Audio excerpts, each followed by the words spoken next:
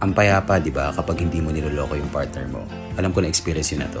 Sarap sa pakiramdam na hindi natin ginagago, hindi natin ginagawang tanga, hindi natin niloloko yung partner natin.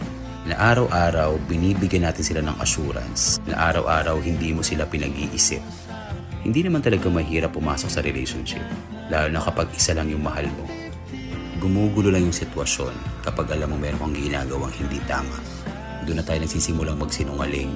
Doon ka na gumagawa ng mga kilos na kakaiba na hindi mo naman ginagawa noon. Hindi ko lang din kasi maintindihan kung bakit mayroong mga tao na pinipili nilang guluhin yung mga buhay nila para lang gawin yung panandali ang kaligayahan.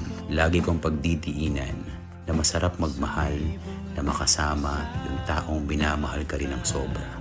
Huwag nating pagpilitan ng mali dahil lang sa kahinaan ninyo.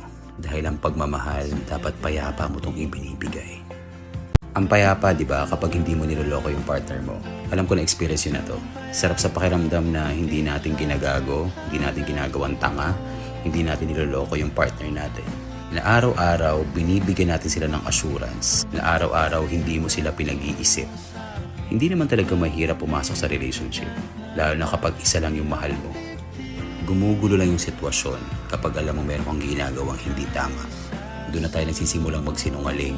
Doon ka na gumagawa ng mga kilos na kakaiba na hindi mo naman ginagawa noon. Hindi ko lang din kasi maintindihan kung bakit mayroong mga tao na pinipili nilang guluhin yung mga buhay nila para lang gawin yung panandali ang kaligayahan. Lagi kong pagdidiinan na masarap magmahal, na makasama yung taong binamahal ka rin ng sobra. Huwag nating pagpilitan ng mali dahil lang sa kahinaan ninyo. Dahil ang pagmamahal, dapat payapa mo itong ibinibigay.